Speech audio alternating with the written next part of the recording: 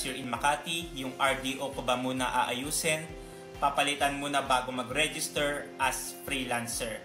Sa RDO transfer ba, maganda na yung process ngayon ni BIR. Kung saang RDO ka magre-register, pwede ka nang dumiretso doon.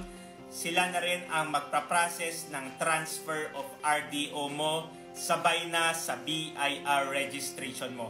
For example, sa RDO 28 ka magre-register, diretso ka na doon.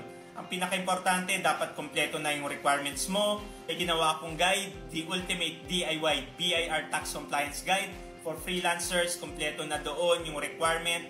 Naka-explain pa siya in detail. Kuha ka ng copy sa website namin para pagdating mo kay BIR, complete yung BIR registration documents mo. You are a freelancer at meron kang concern or question regarding freelancers BIR registration and freelancers tax compliance, comment mo lang yan at sasagutin ko yan.